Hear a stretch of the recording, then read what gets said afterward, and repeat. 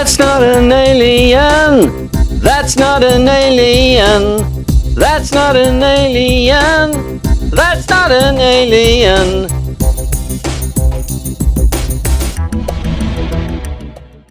Those damn specks of light just kept on getting bigger, revealing their throbbing comethood.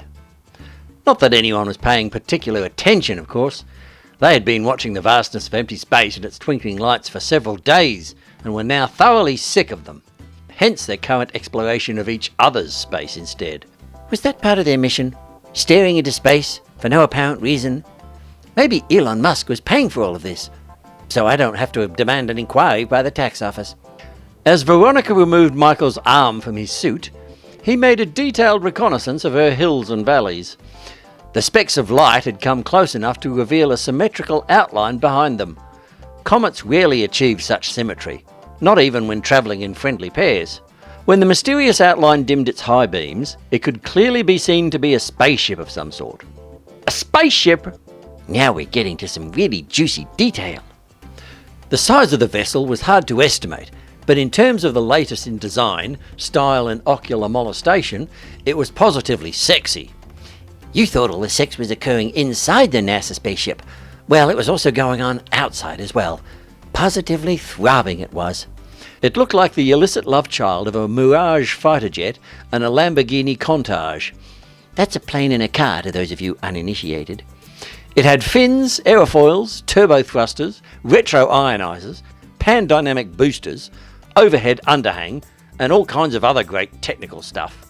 I don't know much about rockets, but I do know what I like. I would have loved to have been caught playing astronaut in the naughty space slave girl in the backseat of that thing. At least we have a nice drawing of it. It might be simple and doesn't come with color-coded specifications in 4 languages, but this isn't the owner's manual. Stop complaining.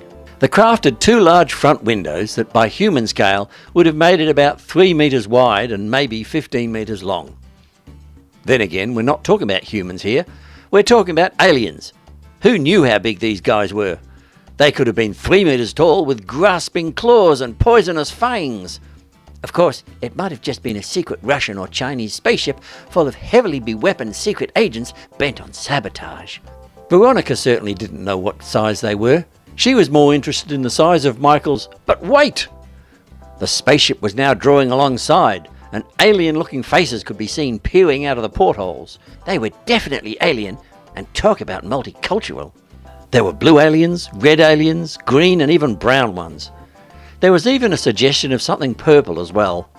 But it was still hard to determine their size from the point of view of the human protagonists. Michael didn't seem very interested. His point of view was still being focused on the size of Veronica's... But wait! The alien ship had stopped near to the Wombat 2, and a door in the side opened, and a spacesuit was starting to emerge. It had a fishbowl on top containing a round red head. The head was red all over. It wasn't red-haired, nor was it a newspaper. It didn't seem to have any hair at all. The suit was attached to the ship by an umbilical cord. I assume it was a spaceship and not a pregnant space whale giving birth. The red alien had a bit of a pear shape and seemed about human-sized, if a bit child-sized in the fitting room department.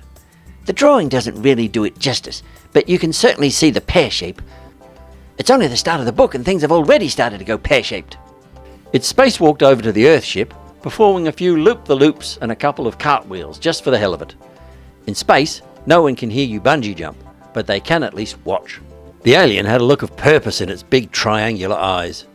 It came to the front window just as Michael started to remove the rest of Veronica's suit. It appeared that you can't hear people having sex in outer space, but you can at least watch them at it. The creature perved at Michael and Veronica through the glass and at the activity going on inside the ship. Sorry, voyeur. The word is voyeur. It wasn't sure if this being was friendly or hostile.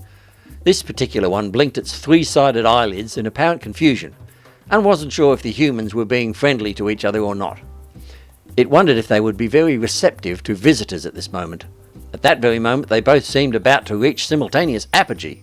Their conversation at this point consisted mainly of phrases such as, "Oh, oh, oh, yes!" And there was also the ever-popular, "Give it to me, you sex-mad beast!" Mad Sex Beast might have had less than friendly connotations. The alien couldn't hear these popular porn phrases from the outside of the ship. Or could it?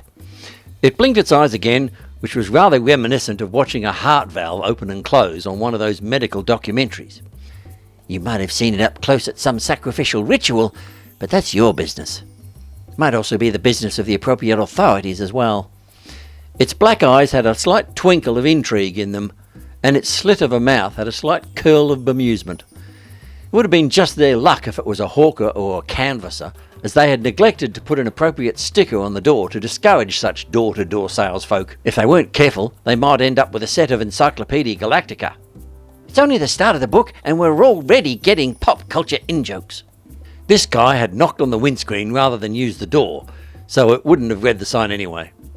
It might have just as easily ignored the sign, as it had to fulfill its daily quota and make at least one demonstration of an interstellar vacuum cleaner, or risk losing its job. Michael was about to attach himself to Veronica by his own hot-throbbing umbilical cord, and the alien knocked on the window. But of course there would have been no sound of this inside the spaceship. It did, however, have a suitable visual impact on the corner of Michael's eye. Not surprisingly, they weren't expecting any visitors, and immediately responded with eyes wide with shock and a mouth to match. Ah! Michael's open-mouthed horror summation of events was a little more invoking. Jesus Christ! Michael didn't know what this guy was after, or what he was selling. The brief glimpse of a red rubbery alien in a spacesuit was enough to launch Michael into high Earth orbit. He wasn't sure if it was a guy, or a girl, or a transsexual, asexual, pansexual, or any other form of sexual being. He wasn't forming any opinions at that moment. He was too shocked. Unfortunately, his spacesuit was currently down around his knees, so turning the gravity back on only resulted in him falling to the floor again. This time it was with Veronica on top of him. She hadn't seen the alien, but had just copped a loud scream right in her face. She was just highly strung enough to leap half out of her skin. She was already half out of her spacesuit. Maybe it was her father returning to administer some admonishment. She was too busy launching into shock horror mode to form any opinions. It might even have been an executive from NASA, checking that no extracurricular activity was going on at taxpayers' expense. Maybe it was to check that they weren't misusing those highlighter pens. She instinctively thought she should cover her modesty and tried to pull her suit up enough to cover something. She turned to look out the window and was momentarily relieved that it wasn't a nosy NASA exec. When she realised it was a red rubbery alien, she gaped suitably in horror at the vision outside the window. What the hell is that? Michael was no expert on red rubbery aliens. He resented having the mantle of intergalactic alien expert thrust upon him. Good God, I don't know! Veronica was still feeling rather guilty with her extracurricularism. I hope it isn't some sort of candid camera.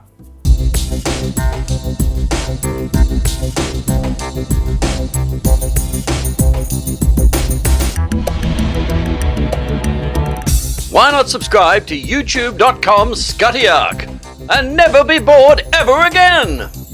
Possibly.